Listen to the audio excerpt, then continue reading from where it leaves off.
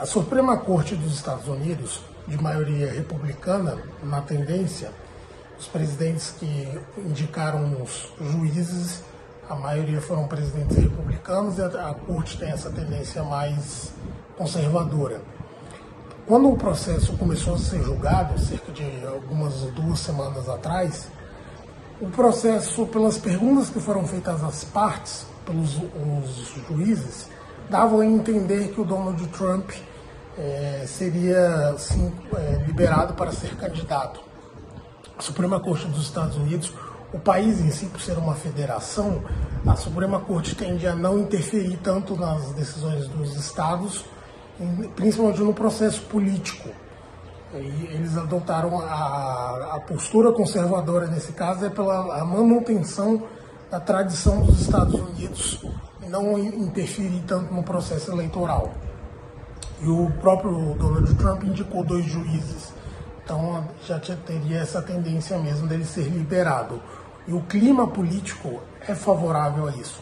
O que os analistas nos Estados Unidos, o clima político hoje diz é que a indicação de Donald Trump é praticamente sacramentada e a tendência de vitória dele. As pesquisas hoje colocam com uma folgada margem o ex-presidente Donald Trump na frente do presidente Joe Biden, que enfrenta rejeições altas na disputa da reeleição e um clima político desfavorável. A economia dos Estados Unidos ainda não se recuperou da pandemia, o presidente sofre com isso. A inflação dos Estados Unidos foi a mais alta em décadas, o desemprego está em alta, e os efeitos que mitigaram na população ainda não foram sentidos no governo Biden.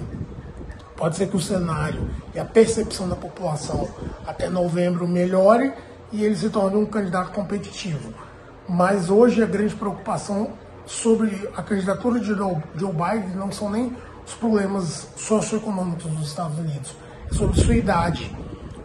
Tem pesado o fato do presidente ter 81 anos de idade, em alguns momentos ele falha a memória, e Donald Trump tem explorado isso também na campanha. Ele tem um meme que é chamado Sleep Joy, que é a ideia do Joe Biden estar sempre sonolento.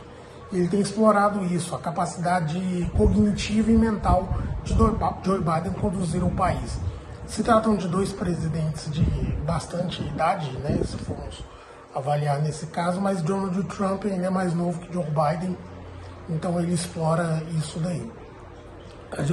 A tendência, como eu falei, será uma disputa acirrada, isso é indiscutível, tanto da parte de Joe Biden como de Donald Trump, ou de Nikki Haley, caso ela vença as primárias. Será uma disputa muito acirrada. Hoje é praticamente um empate técnico entre quando você tira Donald Trump e coloca Nikki Haley, o cenário não é tão diferente.